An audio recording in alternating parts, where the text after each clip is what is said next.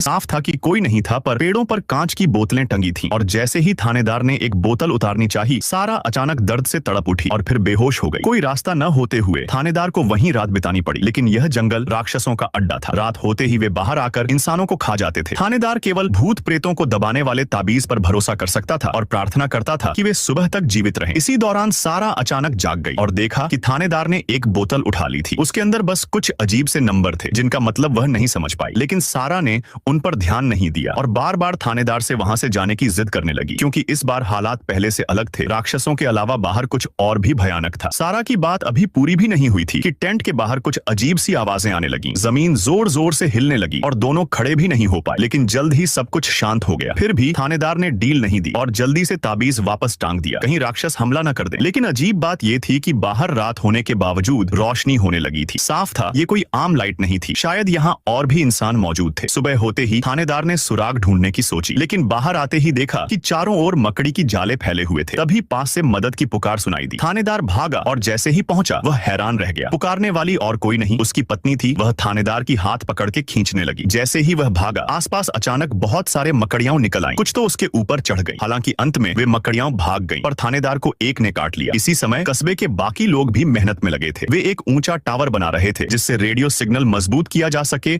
और जल्दी से बाहर दुनिया से संपर्क हो सके। सबकी मेहनत से टावर बन गया और सिग्नल मिलने लगा, लेकिन तभी दूर आसमान में काली घटाएं छा गईं और तेज हवा चलने लगी। साफ था कि तूफान आने वाला है। समय कम था और उन्हें जल्दी से संपर्क करना था, लेकिन जिम लाख कोशिशों के बावजूद कोई जवाब नहीं पा सका। मौसम बिगड़ता जा रहा था और समय खत्म हो रहा था। तभी अचानक रेडियो से जवाब आया। जिम ने तुरंत मदद मांगी, लेकिन वह चौंक गया। उसने अपना नाम नहीं बताया था, फिर भी सामने वाला उसका नाम जानता था। दूसरी ओर जिम की पत्नी जमीन खोद रही थी। उसे शक था कि जमीन के नीचे कस्बे का कोई राज छुपा है, पर ज्यादा खोदने से पहले ही जमीन फट गई और वह नीचे गिर गई। और अभी वो कुछ समझ पाती, अंधेरे से विक्टर निकल आया। उसने कहा कि उसे तुरंत उसके साथ वहां से निकलना होगा, क्योंकि वह गड्ढा बहुत खतरनाक है। महिला हैरान रह गई, लेकिन विक्टर के पास समझाने का समय नहीं था, क्योंकि ये सब एक सफेद कपड़ों वाले बच्चे ने कहा था। केवल तभी महिला को बचाया जा सकता था। उसी वक्त थानेदार को रोशनी का स्रोत मिल गया। पास में एक रहस्यमय लाइट हाउस खड़ा था। जब दोनों को उम्मीद जगी, तभी थानेदार के शरीर में जहर असर करने लगा। वह आगे नहीं बढ़ पाया। उसने सारा से कहा कि वह अकेले निकल जाए, केवल वही अगर जिंदा लौटेगा तो लोगों को सच्चाई बता पाएगा। लेकिन सारा ने उसे छोड़ने से मना कर दिया और मदद ढूंढने लगी। तभी उसे फिर वही सफेद कपड़ों वाला बच्चा दिखाई दिया। उसने दूर एक पेड़ के खोखले की ओर इशारा किया, बताया कि वह जगह सुरक्षित है। सारा ज्यादा सोचे बिना थानेदार को खींचकर वहां ले गई, लेकिन जैसे ही वह अंदर गया, सारा पीछे नहीं आई। जब थानेदार ने लाइटर जलाया तो देखा कि वह किसी और जगह पहुंच चुका था। वह चाहे जितनी आवाजें लगाता रहा, कोई जवाब नहीं मिला। और उसी समय कस्बे में एक और बसा पहुंची। लगता है वहां फिर नए लोग आने वाले थे।